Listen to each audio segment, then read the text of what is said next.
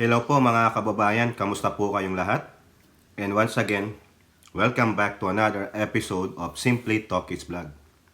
Pag-usapan natin mga kababayan, ito pong usaping China. No, kasi po meron pong mga mambabatas dito na nagbigay ng kanilang saloobin tungkol po sa nararating na eleksyon at ano ang magiging role dito ng China. No? Alam niyo naman ang China, sobrang pakialamero. Feeling nila pag-aari nila ang buong Asia, no? Lalong-lalo na diyan sa South China Sea. At ganun din po mga kababayan, pag-usapan din natin yung nalalapit o coming soon na TRICOM, na kung saan ang layunin po ng TRICOM ay magkaroon ng investigasyon, in aid of legislation siguro yan, para dito sa mga fake news peddler. Itong mga bloggers, kung tawagin natin, na mahilig pong magpakalat ng misinformation, disinformation, at malinformation. O sino ba yung mga yan? Lalong-lalo na yung galit sa administrasyong ito, yung kampo ng mga Duterte, at ilang mga nasa kampo ng Dilawan na mga anti-Marcoses. Ang malaki nga pong biktima dyan ng mga bloggers o mga fake news peddler ay itong nasa House of Representatives, no? So bago po tayo magpatuloy, tayo po ay magpapasalamat sa inyong lahat. Shout out po sa inyong lahat at naway tayo po ay laging i-bless ng ating Panginoon, no? Lalong-lalo na itong Marcos administration. Ika nga ng sinasabi natin, may God bless this Marcos administration and protect it from the evil forces like the Dutertes, their minions, and the anti-Marcoses. So ito po mga kababayan, no? Unahin natin itong tungkol sa China at sa nalalapit na eleksyon. Makikialam ba ang China sa May 2025 election sa ating bansa? Sa akin pong opinion mga kababayan, malamang 100% makikialam yan.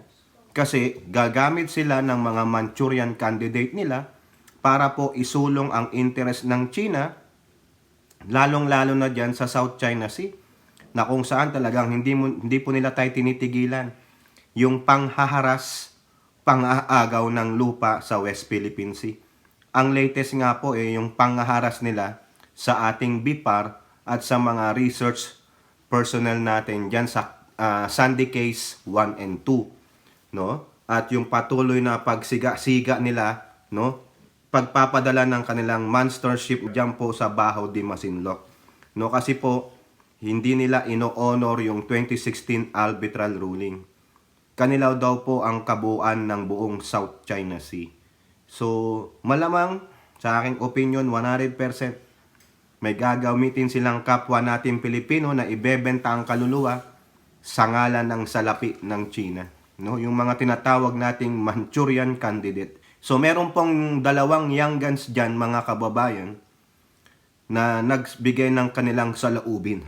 Unahin natin si Representative Paulo Ortega ng 1st District ng La Union. Ito po ang sabi niya. Pro-China candidates, ilaglag sa eleksyon. Supporting candidates who are soft on China is the same as endorsing the harassment of our Coast Guard and the exploitation of our natural resources. So yan po ang paalala ni Representative Ortega. Ilaglag nyo na po sa eleksyon, maging masuri kayo. Dapat yan po ang unang katanungan sa mga yan Ano po ang inyong posisyon sa West Philippine Sea? Pro-West Philippine Sea ba kayo? O sasabihin nyo lang no comment? Pag no comment mga kababayan, huwag nyo nang iboto. Kasi yan hindi makapagbigay ng posisyon, walang prinsipyo.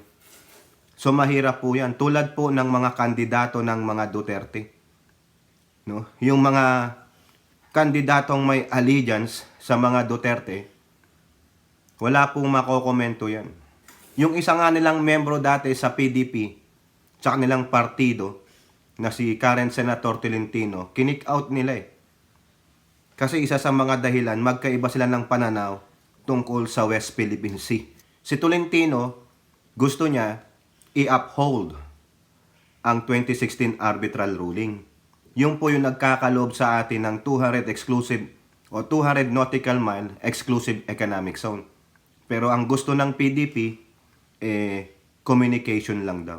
Tignan nyo, walang ginagawa, di ba? Hindi sila makapagbigay ng statement. So, mag-iingat po kayo. Tama po yan. Ilaglag nyo sa eleksyon. Hindi pwede yung no comment, hindi pwede yung silensyo tulad ni Tamil Mil. Yung Tamil Mil po ay si Sara Pusit Duterte. Hindi pwedeng ganon. No? Kaya nilang ibenta ang kanilang prinsipyo sa China sa ngalan ng pera. Pero marami po, no? Lalo po tayong bababuyin ng China, lalong-lalo na dyan sa West Philippine Sea. Mawawala ng trabaho ang ating mga mangingisda, pangkabuhayan nila. Lalong-lalo na yung mga natural resources na dapat mga Pilipino ang makikinabang. Iilan lang. No? Ito pang isa mga kababayan, yung aming representante na First District sa Zambales, si Representative J. Kong Hoon. Iboto yung magtatanggol sa Pilipino, di yung kampi sa Chino. Ang darating na eleksyon ay mahalaga, hindi lang para magluklok tayo ng ating mga lokal at pambansang leaders, kundi issue na rin ito ng national security. We must choose leaders who will defend our territorial rights, not those who bow down to China's influence. Correct. Agree po ako mga kababayan. National security po yan. Hindi lang sa pagnanakaw ng China sa ating natural resources, kundi threat din ng national security.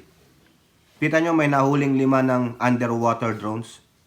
Ako iniisip ko po sa kanila galing yan. No? Naghahanap na sila kung paano nila tayo lulusubin. Nasaan ang weakness natin. Ang isa sa mga weakness natin, nandun no, si Digong at yung pamilya niya. Yung mga nasa Davao City. Yan po. No? Ngayon, tanong ko kay Kong Hoon, bakit hindi mo siyasatin yung mga LGU natin dyan sa District 2? Lalong-lalo na yung governor ng Zambales. Bakit hindi sila proactive na itaboy ang mga Chino dyan sa Baho de Masinloc? Di ba? Kung Hoon, hingi ka ng tulong sa PCG, tulungan natin yung District 2. Mahina rin din po yung District 2 congressman dyan eh. O congresswoman kung sino man siya. No, bakit sa Palawan? Nagagawa nila ng paraan niya, natataboy nila ang mga Chino doon, na mga salaula. Bakit sa Zambales? Parang, tumatanggap ba kayo ng sako-sako o balde-balding kwarta ng China? Nagtatanong lang po, di ba, Representative Kong Hoon? Dapat kastiguhin mo yung sarili nating LGU dyan. Mag-usap kayong dalawa ng representante ng District 2. Di ba? Nakakahiya po eh. Sa mismong bayan naming Zambales, hindi maitaboy ang mga Chinese Coast Guard doon. Ang Baho de Masinloc ay napaka-importante po sa mga mangingisda ng Zambales. Pero wala po eh. Nahihirapan sila dahil kulang yata sa tulong ng national government at yung LGU, yung iba, baka naman sanla kaluluwa, mga kababayan. So ako po nag-agree dito. Tanungin nyo yung kandidato nyo. Lalong-lalo na dyan sa parte ng West Philippine Sea ng mga bayan. Pro-West Philippine Sea ka ba? O sanla kaluluwa ka sa China? Pag walang sagot, no comment, huwag nyo na pong iboto. Malamang, probably they are Manchurian candidate of China. Okay? Now, mga kababayan, ito po. Labas tayo dyan sa West Philippine Sea issue. Punta naman tayo dito sa nalalapit o coming soon na gagawing paghihiring ng binuo ng Kongreso na TRICOM. No? Anticipated po ito eh. No? Yung mga fake news maker, mga bloggers, malamang yung iba dyan, nagdidelita na ng mga videos. Ang matinding biktima dito ng fake news ng mga bloggers na ito, mga kababayan, ay yung mismong chairman ng Quadcom na si Ace Barbers. Binansagan siyang drug lords dahil nga po doon sa bayan niya, may nahuli po sa kotse na mga droga at kinakabit yung pangalan niya sa kanyang kapatid na governor, di umano yata yun, kanila daw yun. Galit na galit si Representative Barbers. Sabi niya, ako nga ang anti-drugs, tapos sa amin yun. Na hindi pa natatapos yung investigasyon ng autoridad doon. Yung mga bloggers na galit sa mga Quadcom na tinatawag nilang Tuwadcom, ayun, nag-fake news. Nalaman kinalaunan, walang kinalaman ang mga barbers ayun. O di ba? Pero yung damage na ginawa nila without proper vetting, without proper research or investigation, no, walang facts, kulang sa pagsasaliksik, nakasira na ng reputasyon ng tao. O ayan po mga kababayan. I believe ang magiging chairman nito ng TRICOM is si Dan Fernandez, no? Correct me if I'm wrong. Pero po dito sa politiko, ito po ang sabi ni Dan Fernandez. Lason na sumisira sa demokrasya. House to start probe on fake news peddlers. Sabi ni Fernandez. The Tri-Committee of the HOR is set to begin its investigation into the individuals responsible for disseminating fake news and its impact on the Filipino people. The joint panel composed of the Committee on Public Order, on Public Information and Communication Technology will hold its first executive briefing on Monday. Mukhang di naman natuloy ata ito mga kababayan Briefing lang pala yata o briefing lang. O tama tayo, si Dan Fernandez pala ang maglilid nito. No? Parang siya ang tatayong panel chairman. Ito po sabi ni Fernandez, ang mga Pilipino ay may karapatan sa katotohanan. Dapat protektahan natin ang ating mga kababayan laban sa mga maling impormasyon na nagdudulot ng takot, kalituhan at pagkawatak-watak ng ating lipunan. Ang fake news ay lason na sumisira sa ating demokrasya. Hindi tayo titigil hanggat mapanagot ang mga nasa likod nito at matiyak na may tamang proteksyon ang ating mga kababayan. Fernandez asserted that those who spread lies and manipulate information for personal or political gain will be held accountable. Hindi natin hahayaang magpatuloy ang sistemang ito kung saan naliling lang ang ating mga kababayan. Panahon na upang malaman natin ang mga nagpapakalat ng kasinungalingan para sa sariling interes. Correct. Sa mga nagpapalaganap ng kasinungalingan, binabalaan namin kayo. Sisiguruhin natin na may pananagutan ang mga nagkakalat ng fake news. Correct.